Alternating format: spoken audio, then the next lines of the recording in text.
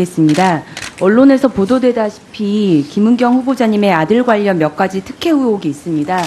후보자님의 회사 지속가능성 센터 지우가 아들의 스펙과 경력용으로 쓰였다는 의혹과 아들의 희망제작소 지속가능 발전팀에 채용됐다는 의혹이 있는데요.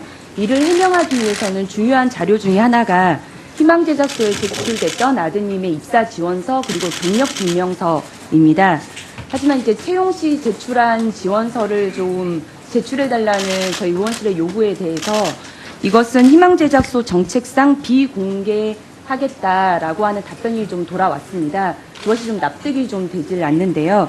우선 이것은 작년에 있었던 채용이기 때문에 그 서류가 없을 리가 없고, 그다음에 후보자님의 아들이 어떠한 경력을 토대로 희망제작소에 입사하게 되었는지를 규명할 수 있는 중요한 자료 중에 하나입니다.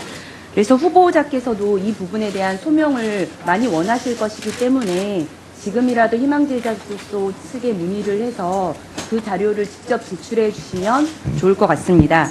또한 그 아드님의 지우 경력 위에 지속가능 발전 관련 분야의 연구 경력이 있다면 그것과 관련된 증빙 자료도 함께 제출해 주셨으면 좋겠습니다.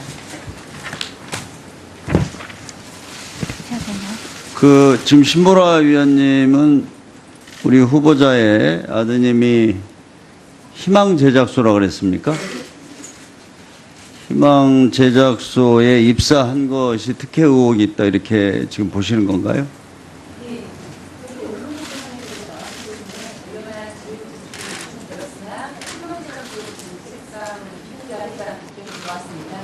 이에 관해서도 후보자께서도 소명이 필요하실 거라고 보기 때문에 그 지원서는 직접 문의를 해서 자료를 제출해 주시면 감사드리겠습니다. 지금 아마 국민들이 방송을 보고 계실 텐데 희망제작소라는 데가 어떤 데인지를 한번 설명을 해 주시죠. 어떤 기관이기 때문에 그게 특허의 의혹이 말씀을 드려야 하나요, 위원장님? 아니, 제가 알기로는 재단법인 희망제작소고요. 네, 재단법인 네. 희망제작소고 주로 NGO 활동을 하는 그런 단체이기 때문에 네, 그것도 기관이고 채용이 된 거기 때문에 그 자료에 대해서 지원서 제출을 요청드린 겁니다. 네, 좋습니다. 그런데 이 자료는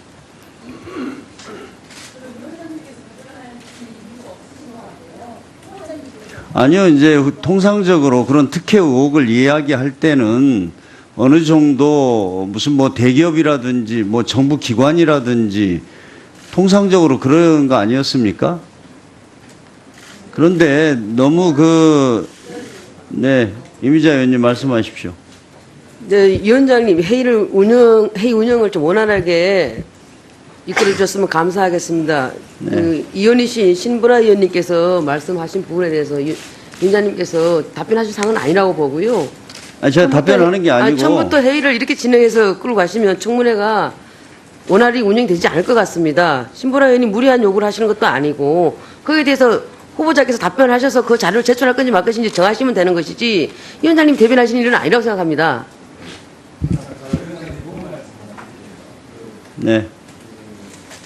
저도 국회 들어오기 전에 NGO를 운영을 했는데 네. 희망제작소보다 덜 유명한 NGO입니다. 그럼에도 불구하고 취업 경쟁이 굉장히 높습니다.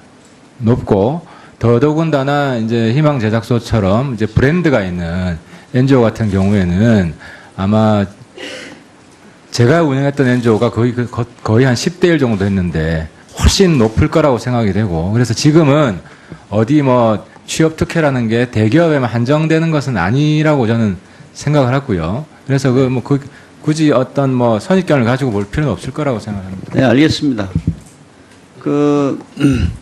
아무튼 희망제작소에 대한 뭐 입사 지원서하고를 비롯한 요구하는 자료에 대해서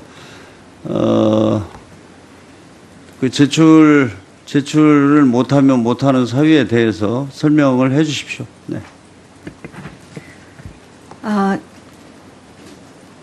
저희가 희망제작소에 요청은 했습니다만 희망제작소의 원칙상 이것을 공개하지 않는다고 하는데요. 저희가 그 이상의 어떤 그것을 실행하게 할 방법은 사실 없습니다. 양해 부탁드립니다. 네, 그래도 뭐 위원님들이 요구하시니까 계속 좀 확보할 수 있도록 노력해서 오후라도 저 청문회 진행 중이라도 제출해 주시기 바랍니다. 알겠습니다. 네. 그러면 국민의당 비례대표 출신 이상돈 의원 질의하십시오. 국민의당의 이상돈 의원입니다. 신임 새 정부의 환경부 장관은 지난 9년간 이명박 정부부터 있었던 환경정책의 그 거진 파탄에 가까운 지경을 수습하고 특히 국토부에 있는 그 수자원 하천관리 기능도 환경부로 오기 때문에 과거 어느 장관 못지않게 훌륭한 기량과 역량, 그 다음에 경험, 또 조직 장악력 이런 게 필요하다고 봅니다. 그러나 제가 이 후보자의 이력을 훑어보니까 그리고 그간 발표했던 보고서 논문 보니까 과연 그런 일을 해낼 수 있을까에 대해서 솔직히 좀 걱정이 앞서고 좀 회의적인 생각이 듭니다. 후보자는 시의원 그다음에 노무현 정부에서 청와대 비서관으로 좀 있었고 그 기간 동안에 서울시립대학에서 석사학위를 썼습니다. 그래서 이 공무원이 더군다나 청와대에 있는 공무원이 과연 그 기간 동안에 석사학위를 쓸 수 있었을까라는 데에서 저는 좀 의아하게 생각합니다. 그래서 그렇게 청와대가 한가한 곳이었는지 그리고 그 석사학위 논문은 제가 볼 때는 석사학위 논문을 사격은 된다고 보는데 굉장히 깔끔하게 되어 있는 것이 마치 혼자 쓰기보다는 어떤 그 팀워크에 같이 한 게 아닌가 이런 생각을 좀 갖게 되고요. 그리고 또 후보자가 굉장히 집착해서 연구한 테마가 지속가능 발전에 관한 뭐 이런 논인데 사실 이것은 환경 정책을 다룰 때 총론 중에 서론에 해당하는 겁니다. 또 지난 많이 쓴 거다 보니까 이 부분에만 너무 집착했지 과연 구체적인 부분에 또 과연 얼마나 기본 지식이 있는지에 대해서는 저도 좀 미지수입니다.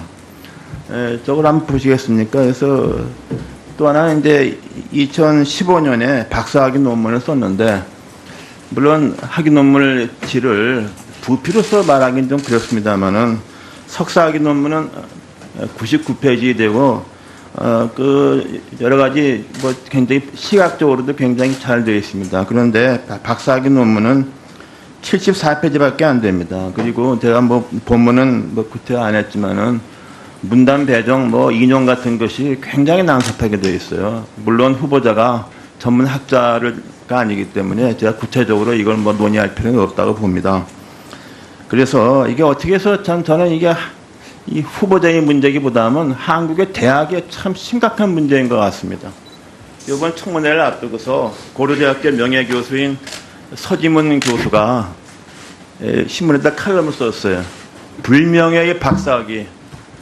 이 서 교수 말이 자기가 보기에는 청문회에 올라오는 국무위원 기타 공직 지명자들 하나까지 박사인데 자기가 보기에는 다 가짜 박사다 하는 이런 칼럼도 썼습니다. 이 안 쓰기만도 못한 박사 써가지고서 표절 시비 걸린 거 보니까 제가 보기에 한심해요. 그리고 더 한심한 것은 참 저도 대학에 있지만 우리나라의 대학 같습니다. 참 그래서 이 논문이 과연 이 후보자의 경쟁에 도움이 되는지 그건 모르겠고요. 또 하나는 제가 후보자한테도 한번 물어보고 여러 그 위원님들께 한번 문제를 제기하는 것이 이 고려대학교의 대학원 디지털 경영학과 조치원 캠퍼스에 있는 관데 이 논문 테마는 이건 누가 보더라도 경영학이 아니에요. 어떻게 경영학 박사가 나왔는지 좀 의심스럽고 74페이지밖에 안 되는 이 논문에 지도교수가 또 심사위원장을 했어요. 그래서 이게 도대체 이해가 되는가? 그 후보자 한번 잠깐 말씀해 보세요. 지도교수가 심사위원장 하는 경우가 이게 대학에도 통상적으로 있습니까? 그것은 고려대학교 논문 심사 규칙에 적합하게 이루어졌습니다. 네, 제가 아는 바는 고대 연대는 이게 그 지도교수가 심사위원장을 하지 못한다는 규칙은 없지만은 그런 경우는 뭐 제가 거의 없습니다. 그리고 심사위원장 되게 지도교수가 제일 마지막에 부심을 하는데, 그리고 제가 오랫동안 봉직했던 중앙대학교 교칙으로 지도교수는 논문심사위원장이 될 수 없다 되어 있고, 서울대학도 그렇습니다. 그 외국에도 이런 경우가 없습니다. 그래서 참 이게 제가 볼 때는 후보자의 문제지만은 이게 대학이 정말 통탄스럽습니다. 이런 것을 박사 논문으로 통과시키고 경영학 교수들이 자기도 알지도 못하는 내용 가지고 다 통과시키고, 그래서 이제 박사가 되는데, 그래서 공직 후보가 되면 이제 가짜 박사 시비가 걸리는 겁니다. 그럼 뭐 제가 그 위원님들한테 한번 알려드리는 겁니다. 참 우리나라 대학이 참 이게 보통 문제가 아니다. 이게 박사 너무 남발한다 말이죠. 그 진짜 박사 하는 사람들은 보기에는 서지병 교수 같은 이런 얘기가 나오는 겁니다. 그리고 그 다음 한번 넘겨보시죠. 그게 뭐 전문 학자가 아니지만은 그 굉장히 똑같은 부분이 그 용역업체를 운영하면서 여기저기 보고서 낸 부분에 서러운 부분이 너무 중복됩니다. 이게 표절도 아니고 똑같은 게 너무 나오는데, 물론 이게 학술 논문은 아니고 발주한 처에서 이거 받아버리면 그만이지만은, 저는 그래서 이렇게 뭐 용역 보고서를 갖다가 쭉 하면서 그 용역업체를 운영해 왔는데, 그 과정에서 과연 이렇게 하는 것이 무슨 학자가 아니니까 이거 뭐 학술 윤리 따질 건 없어요. 그러나 이것이 과연 적절한지 난 그런 생각이 듭니다. 그리고 그 다음에 그거에 대해서는 그 다음에 종합할 때 간단하게 말씀해 주세요. 그리고 그 새만금 한번 보아주시죠. 네. 새만금 문제.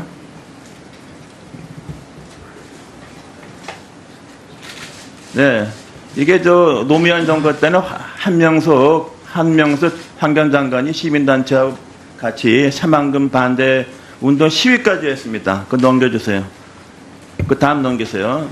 그래서 이제, 근데 문제는 문재인 대통령 공약으로 새만금 개발을 청와대가 직접 챙길 거라고 공언을 했습니다. 정부가 매립하겠다고 그랬어요. 여기에 대해서 이 후보자는 이 새만금 문제에 대해서 노무현 대통령의 공약에 대해서 어떤 생각을 하는지 한번 말씀해 주십시오. 노무현 문재인 대통령 죄송합니다. 새만금은 이미 매립이 완전히 완료된 곳이고요. 그렇게 해서 방치되어 있는 곳에 개발 사업을 하시겠다라는 뜻으로 이해하고 있습니다. 다만 환경부에서는 그것들이 환경적인 내용들을 충분히 고려할 수 있도록 하겠다라는 부분들을 반영한 것으로 알고 있습니다.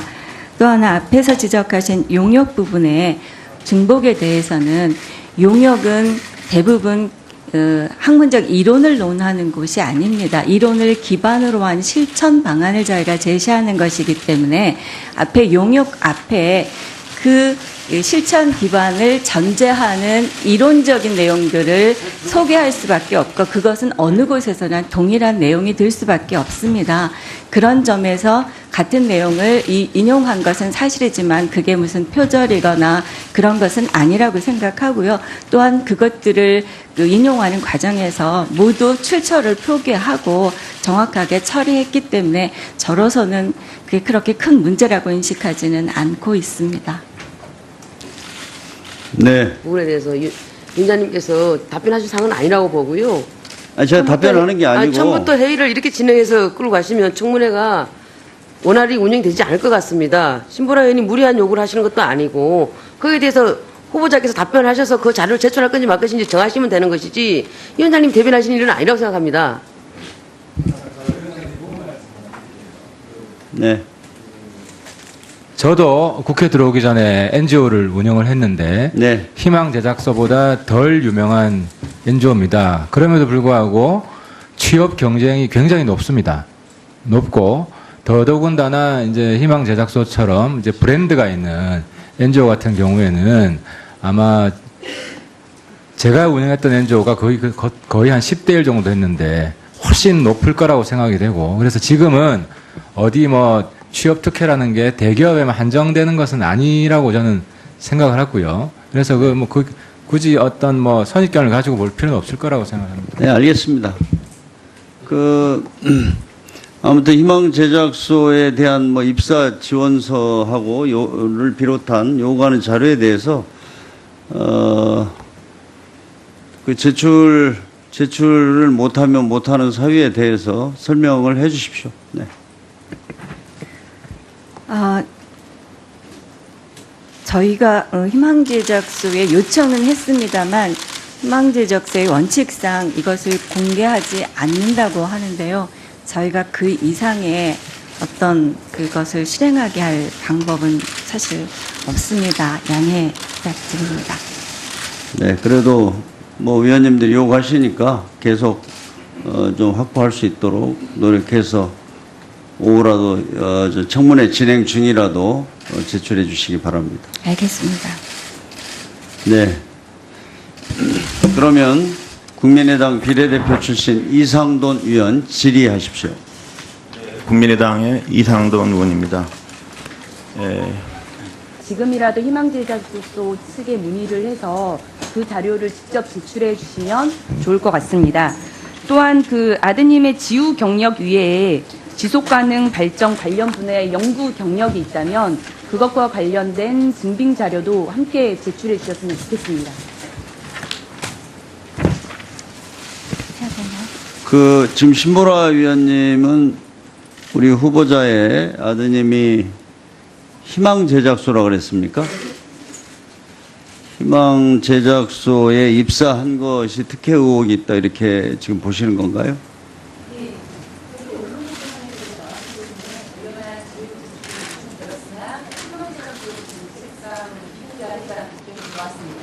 이에 관해서도 후보자께서도 소명이 필요하실 거라고 보기 때문에 그 지원서는 직접 문의를 해서 자료를 제출해 주시면 감사드리겠습니다. 지금 아마 국민들이 방송을 보고 계실 텐데 희망제작소라는 데가 어떤 데인지를 한번 겠습니다. 언론에서 보도되다시피 김은경 후보자님의 아들 관련 몇 가지 특혜 의혹이 있습니다. 후보자님의 회사 지속가능성 센터 지우가 아들의 스펙과 경력용으로 쓰였다는 의혹과 아들의 희망제작소 지속가능 발전팀에 수용됐다는 의혹이 있는데요. 이를 해명하기 위해서는 중요한 자료 중에 하나가 희망제작소에 제출됐던 아드님의 입사 지원서 그리고 경력 증명서입니다. 하지만 이제 채용 시 제출한 지원서를 좀 제출해달라는 저희 의원실의 요구에 대해서 이것은 희망제작소 정책상 비공개하겠다라고 하는 답변이 좀 돌아왔습니다. 그것이 좀 납득이 좀 되질 않는데요.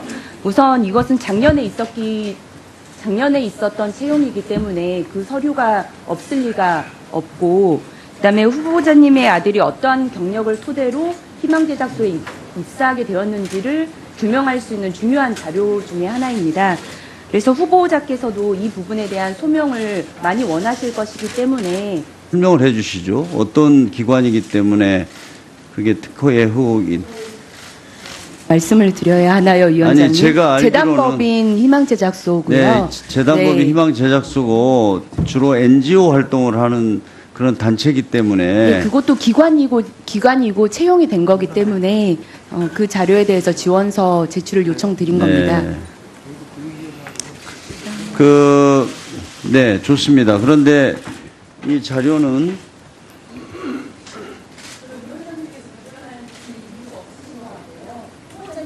아니요, 이제 통상적으로 그런 특혜 의혹을 이야기할 때는 어느 정도 무슨 뭐 대기업이라든지 뭐 정부 기관이라든지 통상적으로 그런 거 아니었습니까?